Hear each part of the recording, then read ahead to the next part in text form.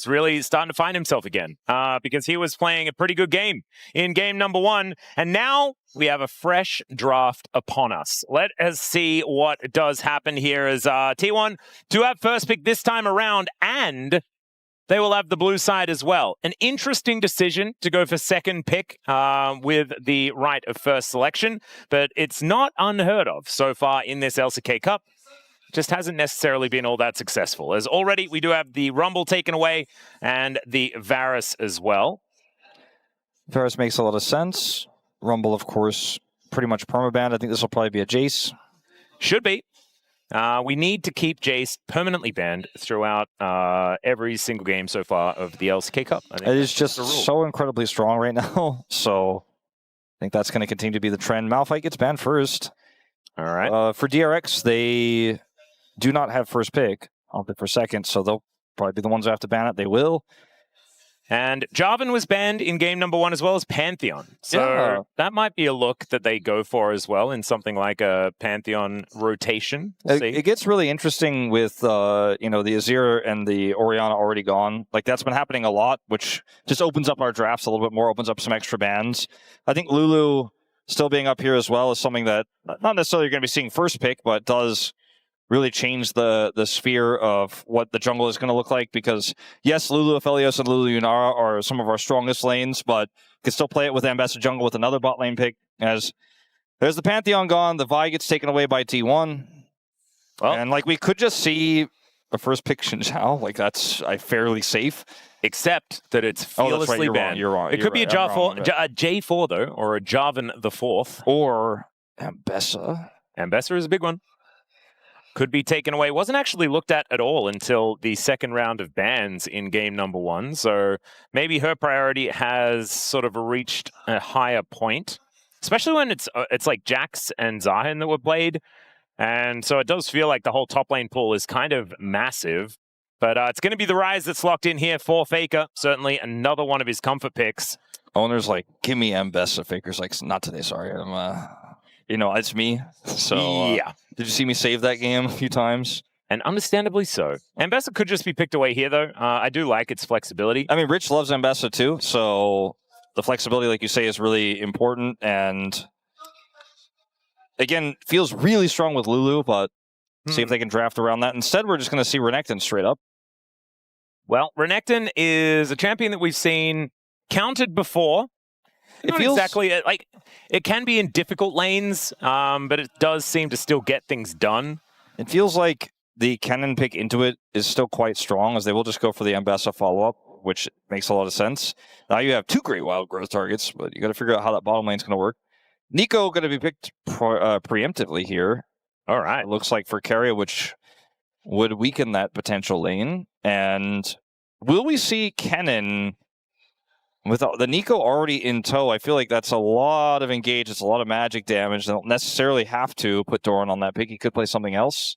And they could also lock away the bottom lane here. Could just be Nico and the Corki locked in. And then you can protect it with some bans. Of course, only one pick can come through here for DRX immediately afterwards.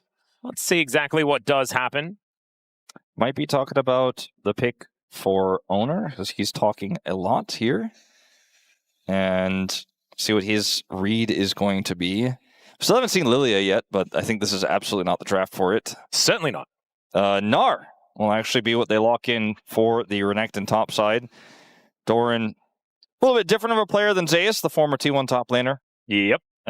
Okay, we're just going straight into Talia. So Talia, Ambessa, Renekton, a lot of different tools to get on top of a backline that we don't necessarily know what it's going to look like just yet. Ezreal stock's going way up. Probably ban that one away if you're DRX. Yeah, that's certainly a scary one, especially when paired with an eco in lane. You can really get some work done and then just be a menace. As man, Ezreal Corki, I think, is probably the safest bet here. Yeah, unless you do want to thin out the jungle. That could be another way to do it, and Jarvan is going to be the ban away. I actually probably would prefer to target Pays and some of those more mid-game champs, but not going to be the case. Is Nami going to be taken away here, and I'm not allowed to play that alongside a theoretical Lucian? What if they do something really crazy and just, now with the Jarvan ban, if they ban Ezreal and then just go for like a Sivir Lulu lane. Pan the Wukong as well. Karma's gone. This is going to get really interesting down here. You could have, I feel like, gone Ezreal Karma as DRX, which is where that Karma ban comes through, and feel pretty good about it. Sivir feels really good here, especially because she can empower these frontliners. Sivir Lulu's not really a traditional lane. I don't think you necessarily want the Lulu in that lane, but I'm just so caught up on this pick because of the empowering it does for these frontliners. And let's look for the Alistar instead into the Nico. There's not, like, the cameraman's like, are you sure about this? And I'm not, because there is still the opportunity for Owner to pick up the jungle Silas if he'd like to, and have a whole lot of value there. Think about that. Yeah, there's the hover. I mean, Lulu is available. Why not just pick it? Yeah. You have I know it's an ultimate that's pulverized, but I mean, you still do the same thing with Wild Growth. I feel like that was just a little bit of a mistake here, but let's see whether Owner does lock this in, and he does. Let's see what they're cooking. Like, this feels like they're just changing the identity of the draft in some way. But if you go for, like, Smolder or something, Gio's done this in the past, like, that lane loses so hard to anything. Yeah. Even Kai'Sa in this lane, in fact. So, it's just going to be Corki, Alistar. That's what we ended up with. I feel like this draft started off with so much potential.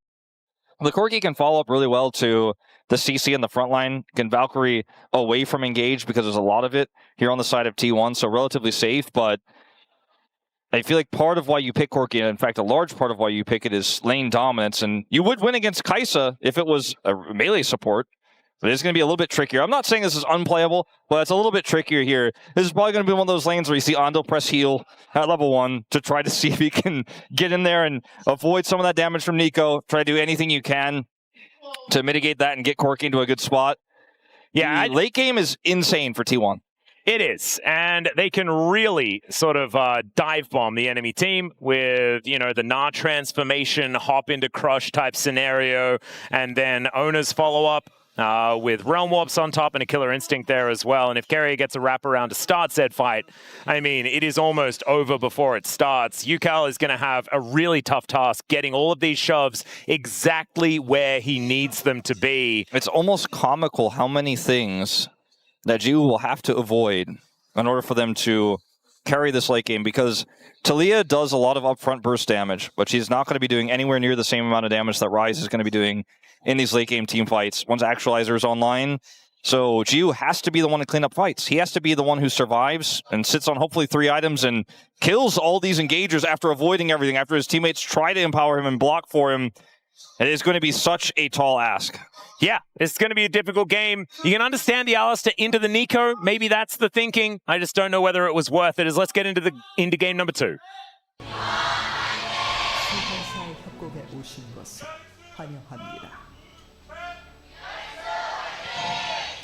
All right, here we are, ladies and gentlemen. Let's see whether it's going to be as bloodthirsty here in Game 2 as it was in Game number 1. I don't know whether it is possible, because the last game was just kind of insanity the entire time. But with these drafts, there are certainly going to be some avenues for some action early on. Here on this bottom side, though, I feel like it's just going to be rough times for DRX. As Andil already in position. Maybe this is going to be one of these games where Willa goes for like an early, like level 2 or 3 gank or something like that in this bottom lane. That could be an opportunity, but I don't know. Some way of bailing these guys out could be a really big deal. All right, let's see. Where's that heal going to be used? Level 1 heal is like my new favorite thing in lane, where you're like, aha, there it is. There he goes. Well, he does press the heal button. Hashtag won the trade. We've also got a barrier used by Jiu, and that is going to be the advantage that T1 has as Pays holds onto his. Hashtag lost the trade. Yeah, it's not great. All right, there's another headbutt. Andil just making use of these buttons when they come back off cooldown, but this wave is going to be shoving into DRX. They're going to have to do their very best to farm it up underneath the turret. And T1 are going to be feeling very, very good. Oh, the cute little headbutt. There's a flash answer there from Andil. That's how you use your summoners at level 1. You gotta, you know, just press as much them damage in as you can. Like headbutt on cooldown, flash, of course, because if you get rooted there, you lose the game. So one more headbutt. Oh, there is a nice little snare onto Andil, who takes most of his health bar in damage. Oof. Owner is here. He's like, you know what? That's too much damage. I'm looking for something. Well, let's see whether this dive is going to work. It's a little bit dicey, but Owner is making his way in anyway. There's the headbutt out. His chains are not going to land. Still they're looking for it, wanting to find that angle. Of course, long cooldown on the headbutt for now, as Owner is going to get taken down first. And there is a very dead Kaiser as well. What the hell was that? I mean, when I watched them stay after the initial chains combo was set up, I was like, am I missing something here? I think they can't do it. And you weren't the only one missing something there, Wolf. Owner's just like, all right, I guess we lost the game. I mean, that against other teams, like if that happened against Gen G, Ruler's got 2 kills, you're like, well, I see you in game 3. In this game, it's still not great. The Corki has 650 gold, the advantage, in a lane that you're not supposed to be able to really play that well without the Alistair, but T1 gave some donations. We didn't read the message out on the stream. The Owner did not look happy on the player cam. He's down a level now as well because he spent so much time looking for that gank. I think Owner has an idea that Andal is in the area. Yeah, he's very aware that this is a strong possibility. And this is painful for the T1 squad right now. Very much is. You got Carrier moving up just to try and allow Owner to get something done in this jungle right now. Willer is having a very good time. We'll be able to take the top side scuttle. Looks like the bottom one will be going over to Owner here, but Gio is going to move in. Gio's like, I have tier and 2 longswords. Good luck with that. Yeah, and Andal's just going to trample Faker here as well, here in this mid lane. And so it is just kind of DRX taking control of everything all over the map. That was one failed dive from T1, and it now feels like DRX owns Summoner's Rift. I mean, it was a miserably failed dive, to be fair, as well. And Gio is down a lot of farm, but I don't think he really cares. No. Because he's up on farming champions. And there is a wave that's crashing on forward as well, so he should be able to equalize somewhat. Let's have a look at this again. Watch Andal in this moment. He messes up this combo, and then Owner just walks up, takes turret aggro, gets pulverized, and then Pays still have his turret aggro right afterwards. Yeah, I think the fact that Pays picked up turret aggro there was the biggest problem. I think that Owner died a little bit earlier, perhaps. It could have been just one casualty in that fight. Could have been just them going for like accepting a 1-for-1. But even then, I don't know whether it's necessarily worth it. I think walking away probably would have given you a lot more. But still, it is a great advantage here for DRX at the beginning of this game and really bailing out what can be a very difficult lane to navigate. Like the other thing is, beyond this, the bottom lane, which now the CS has reached parity, as you mentioned, with the waves crashing through, that was likely to happen. The jungle's really messed up. Like, Owner is level 4, like early 4. He's about to be 2 levels down on Willer. And yeah, Willer's going to have level 6, and so does UCal, so they can try to set up some dives. Like, they can play through top or bottom here, or even try to make a play onto Faker. And so it's really terrifying the next few minutes here for T1 without that critical ultimate. Owner perhaps may misread this as well, because Willer, he doesn't have 6, but he's so close. Yeah, pinging on the Dragon for now, so not looking to actually answer a potential gank in this bottom lane as Owner doesn't find the chains yet again. Andal able to use those hooves for walking. And gets himself out of there. Willer is moving over. Is just going to start off this Dragon by the looks of things. Yeah, Rich I thought he was maybe going to proxy this next wave, but not necessarily going to matter. We have seen like the Renekton roam into mid as a thing. He does ping on the way. He is going to look for it. Faker might actually get caught while they're doing this Dragon. This would actually be insane. Like, look, he does not commit, but still could have been insane if he actually gets it collapsed. It's going to be a free Dragon. That Dragon Smite will give Willer level 6, I believe. Should be enough experience there. In fact, not even going to smite.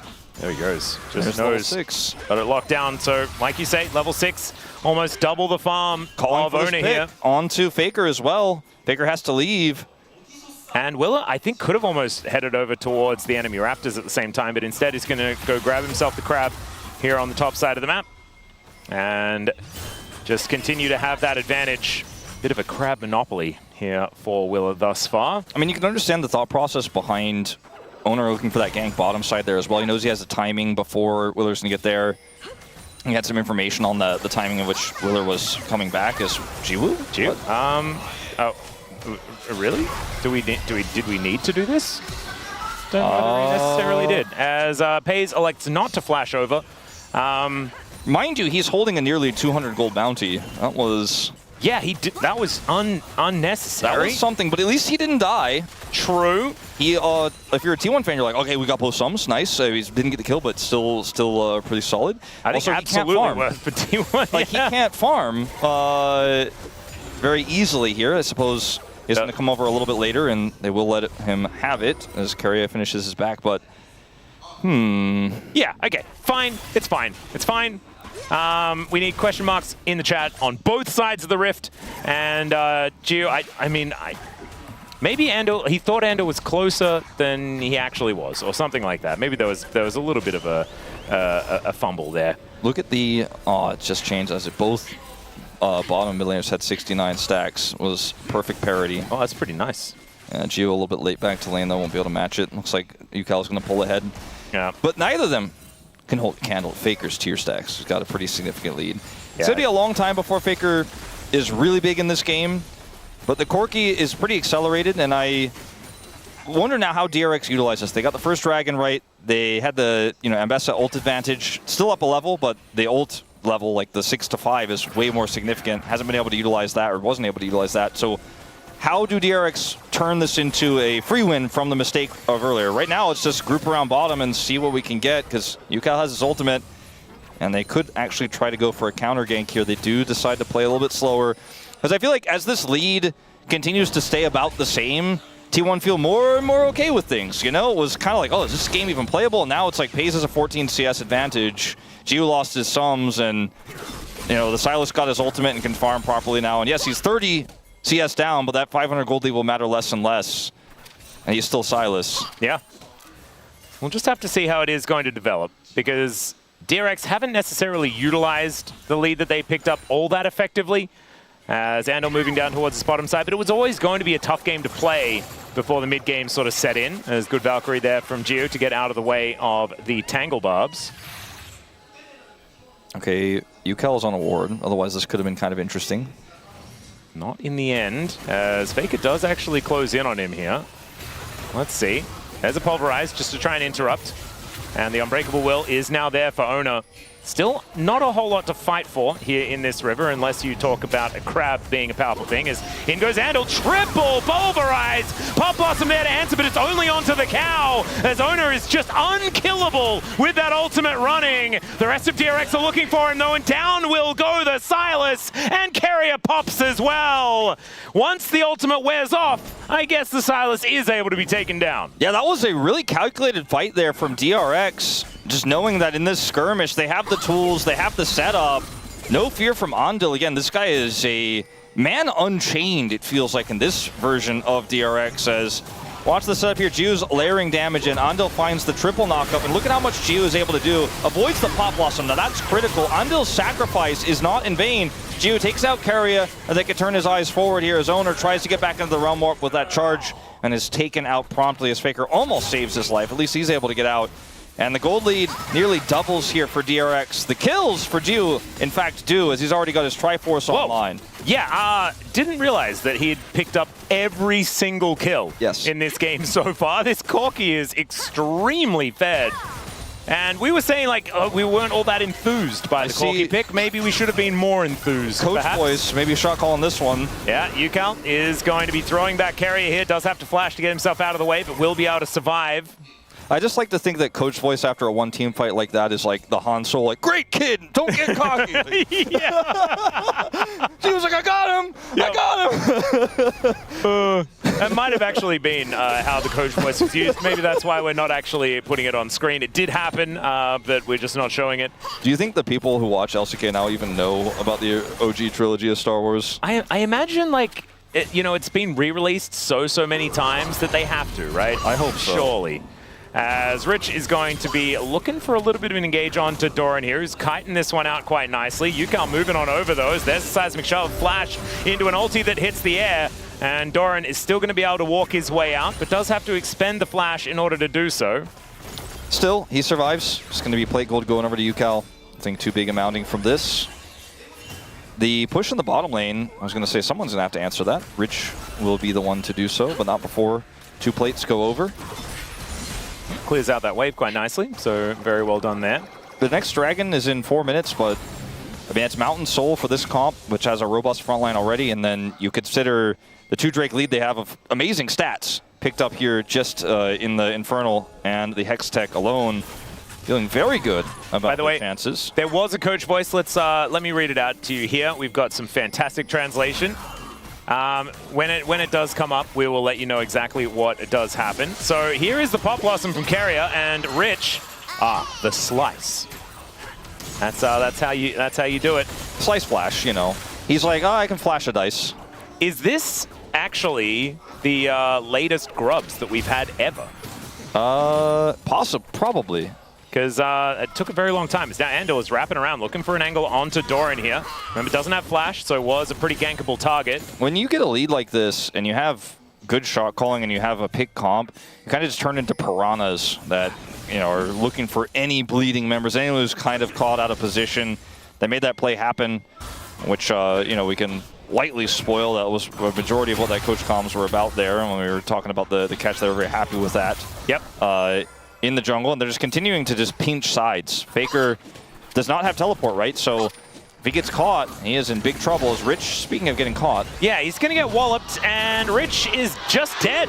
Solo bolo there for Doran, and they got his flash earlier on, and as it turns out, doesn't actually really matter too much. There's a pulverize onto Owner as once again, he has the unbreakable will. He does use it here to get out of dodge, and will be safe for the moment. Trying to get something cross-map, but it fails, and this means Doran is just going to have this extra wave coming through. Rich feels really bad. You can see on the player cam about this because he's just opened up an entire weak point on the map as the rest of the team was pushing topside there for the pick and fail. Even get a plate in mid, and Doran is going to get the whole turret. Yeah, first turret of the game. That's a lot of extra money here over to T1. That is completely evening out the gold lead that DRX had put together for themselves.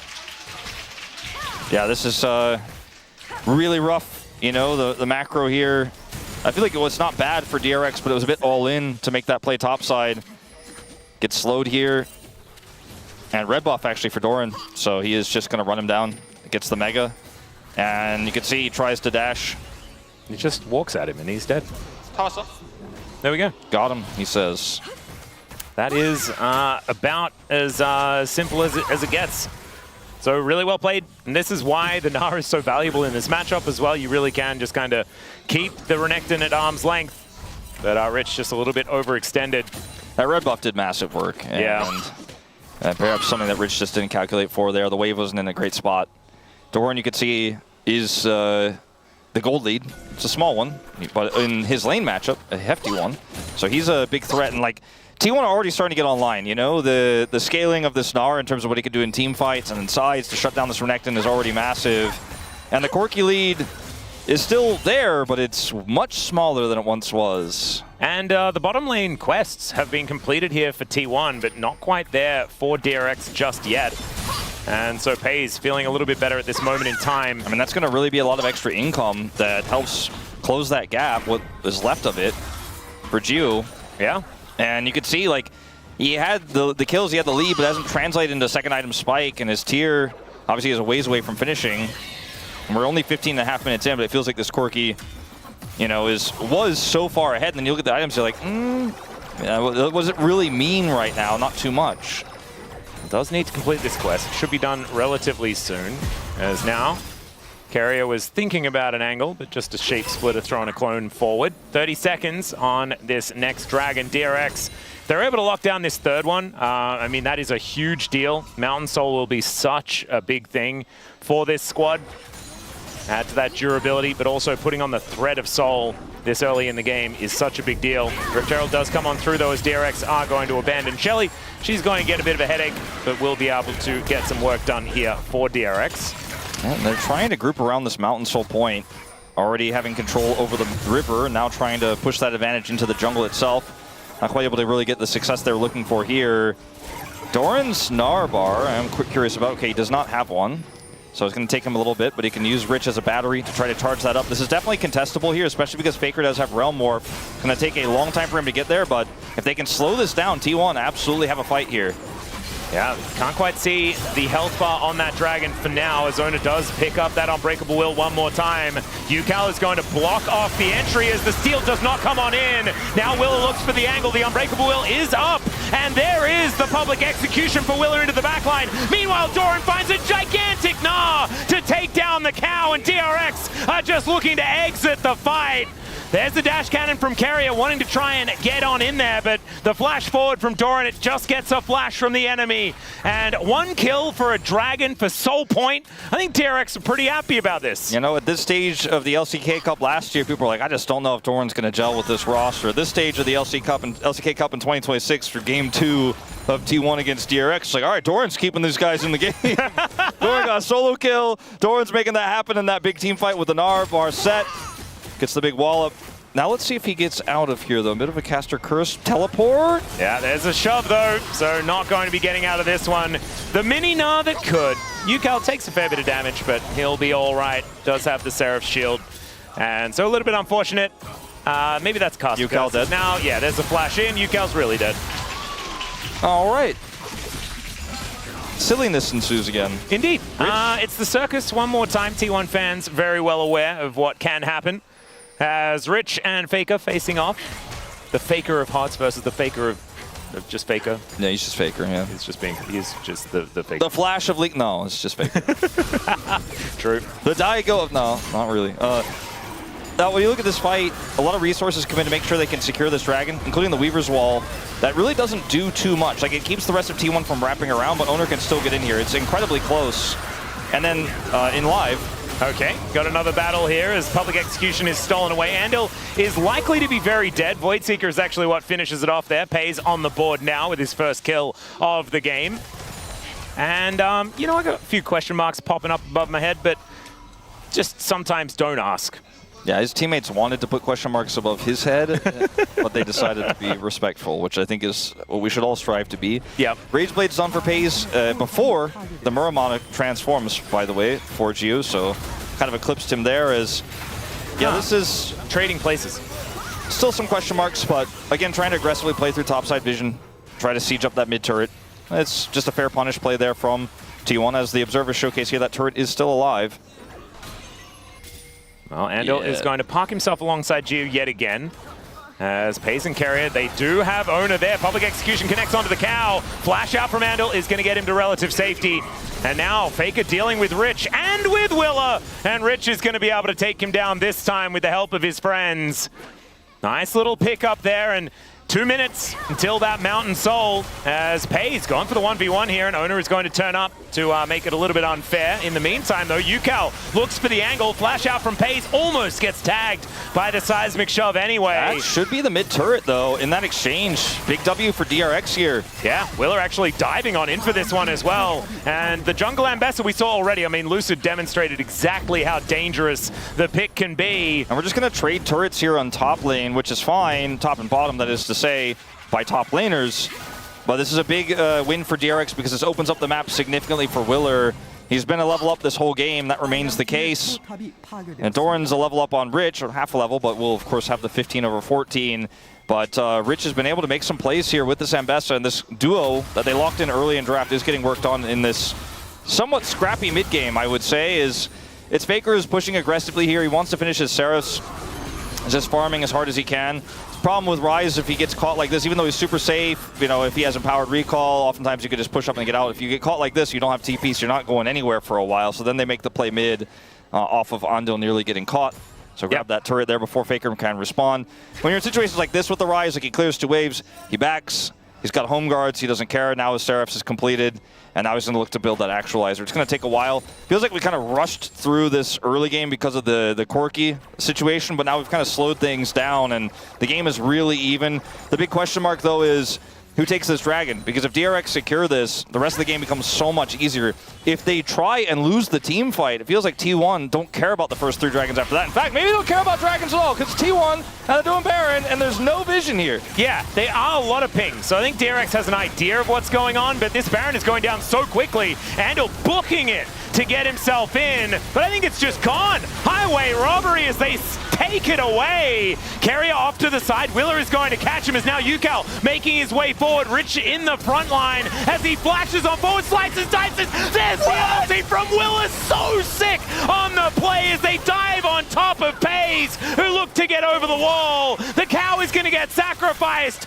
but the Baron is not worth this much money anymore. And they lose a couple of deaths and sacrifice the Mountain Soul. The Mountain Soul is now going over to DRX. I don't know what happened in the coach comms there, but I'm sure we're going to get an update on that because that happened as the Baron contest came through. Maybe they just told Rich, just send it, bro. And he did. And he did it, and it looked beautiful. They are able to kill Pays there on the backside of the fight. So it's a trade even on kills, but the jungler here for DRX is going to smite this dragon away. You have to imagine no way for Owner to get in. 1400 the smite, and Mountain Soul belongs to the underdogs as maybe they get even more. Yeah, here's a teleport in as Sterix is now completed here for Rich. He's looking to try and kill Doran. The mini Gnar that could, cannot, not this time. As he'll get shoved and destroyed. Unfortunate positioning there for the Gnar, but well played for DRX to be able to capitalize on it. Let's check out the coach voice. 용칠 때 나르 쪽 탈리아 궁극고 레네 강화 W 연결해서 그거 해줘 무조건. 얘들아. So talking about how to play around the Gnar here for this dragon fight. Yep. Let's look for the Talia ult and W engage plays and utilize our Renekton, and look what happened. And look at this. I mean, Rich goes in here, and you can see there's a call for a moment to go out. Rich is like, all right, well, I've got this much fury, and maybe we can turn this. Goes back in, gets a huge heal, survives for so long. Owner goes in to follow, and then this ultimate here from Pays backfires completely. Just goes in by himself and dies. And the Pop Blossom gets no value because the wall kind of blocked off everything, and then everyone kind of got to vacate the area as Faker is behind the turret. T1 kind of closing in on DRX for the moment, but look at that fresh shield that they've got for themselves. Mountain Soul circulating, a cheeky Hextech and Infernal there as well. I mean, there's a lot of great stats. Sterix with this Renekton and the Ambessa just having so many additional resistances is going to feel fantastic in scrappy fights, which feels like every fight has been. Gio trying to bait them. Oh dear, Headbutt Pulverize does come on through. There is the public execution, and Carrier could do absolutely nothing about it. Owner tries to steal away the dominance. The Gnar is massive though from Doran. Can he save the fight? The answer is no. Rich is a huge, huge crocodile, and he'll just cut up T1. DRX are looking to head towards game number 3, Wolf. It looks like it. Doran's best efforts. And it looks like even though Gio dies here, it's going to be a full rout of T1. Faker the last to fall. And they're going to push in now. We do have all these inners up. So yes, it does look like we're going to game 5. It does not look like we're going to game 5 at this exact moment in time. I like how you say game 5. Or sorry, game 5 of the day. No. It feel, oh right, yeah, game 5 of the day. That's a very good point. But yeah, I meant to say game 3 of this series. As we're looking at this fight once again, Gio kind of baits them, right? And then Ando comes out of the brush. They have the follow-up Ambessa ult, so now Willer's exactly where he wants to be. Faker can't really join this fight. Owner's fantastic Zonius here, or rather arm guard, ends up buying a ton of space. And then on the other side of the fight, Doran is trying to get on top of Gio, but he just spaces it well, kites forward. The shield's coming up big in this fight here for DRX, and then they just dismantle Doran. Gio dies to minions here and almost a third shot. But it doesn't matter, really. I mean, if he lives, it actually would have mattered a lot. They would have probably won the game. I mean, they would have at least gotten the inhibitor. Instead, they don't even get the outer and mid. Huh. Well, the result of that team fight that looked game-winning is about 1,000 gold difference. Yeah, I mean, it's 25 minutes in. It feels like this game... I feel like I'm 35 minutes into this game with everything that's happened. Yeah. It's been a 4-dragon take here for DRX very quickly. I mean, Elder is spawning pre-30 minutes. That tells you all you need to know about the pace of this game. But it's still a 23-kill game. You know, it's not a slow game. And I mean, DRX are now in a position to where this 3-item, relatively soon to be 4-item Corki, and insanely large Talia are ready to pop off. And the fact that Doran is way bigger than this Renekton doesn't necessarily matter when Rich is still making big plays. And this Ambessa combo with the Alistar that can either lead into or follow up on a Talia shove is just too problematic so far here for T1. And Pays just really has felt quite invisible in this game. Yeah, hasn't really been able to make the mark that he wants. It's not really that much of a difference between the two 80 carries, only 1,000 gold, a little bit under. But the mid lane, that can kind of be felt. UCal having a really, really good game. Honestly, having a pretty good series, to be honest. In game number 1, was also performing very, very well with that first pick, Orianna, despite the result. So DRX, we'll see whether they can get behind this Taliyah, finding some fantastic shoves throughout the later stages of this game, as the Baron is going to be up in 40 seconds time. Faker doesn't have level 16, he doesn't have his actualizer, and the wave is not in a spot where he can push up and farm it. So he's like, he's kind of in checkmate. He's in his own prison right now where he's like, I really need those minions. Please send them to me, UCal. I need money desperately. We need to be able to get those to be able to fight for Elder or Baron, potentially, if DRX take that first, and he's just not ready for it. The fact that there's a 2,500 gold gap between these mids, and with the upgraded Merc treads here for UCal, he's actually kind of beefy because he has also the Mountain Soul. Like, Faker just cannot play the game he wants to on this Rise. He just is unable to get the economy going. What? Perhaps thought he saw an angle to ult there, but he had no team, so... Looked almost like a... I don't know. I need a bit more context. Maybe I was not paying enough attention. Maybe they're like, aha, he doesn't think I have the flash engage. Maybe I'll just get him with a sneaky walk up and engage normally. But I don't think he will, in fact. I think this Baron is probably just gone. Well, Realm Warp was used just to see what was going on at the Baron. They do manage to get the Scryer out there as well. Shove back onto Owner. He now has the Unbreakable Will, which is so scary. But look at this, DRX just keeping them at bay. The Cow throws down that ulti, presses Pulverize for fun, and DRX can take a Baron and move on now towards this Elder that's spawning in 10 seconds time. And this is probably the fight that T1 wanted to take. I mean, they use the Renekton ult, but he gets the Fury out of it, and Andal's not going to have his ultimate, but I don't think he cares that much because they got the shields, and T1, this has to be their fight, or this game is lost. This could be the way back in. I mean, there is that hijacked Unbreakable Will. And Doran's lots of tools here for T1. Doran's Narbar in a pretty good spot here. Keria on the flank as well. No wards. Oh, this could be huge. Yeah, UCal needs to make this Weaver's Wall work, as it is available. Doran now.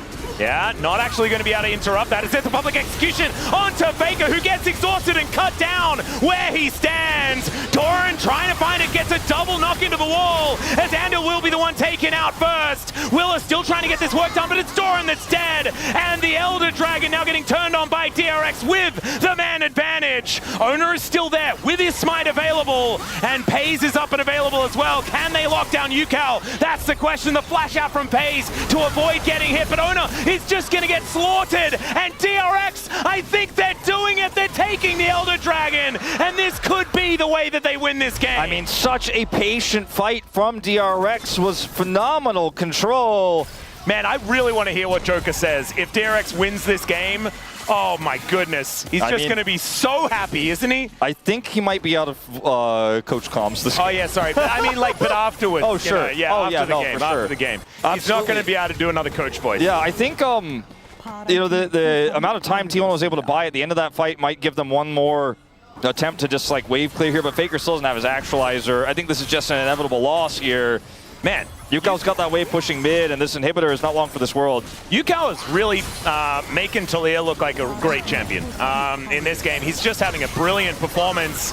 As now with the Elder, going to be very difficult to stop this one, as Giu just kills Faker. Okay, Pop Blossom now being set up, but Giu is able to avoid it. Keria is going to get eaten by a dragon. Doran going to follow suit, and DRX will obliterate them as they now take down the Nexus turrets and send us to a Game 3 versus T1. And you know, I said at the beginning of that failed dive against Gen G, you lose that one, might be game over. That's just it. You're like, well, I guess we're going to Game 3. It felt like those advantages weren't really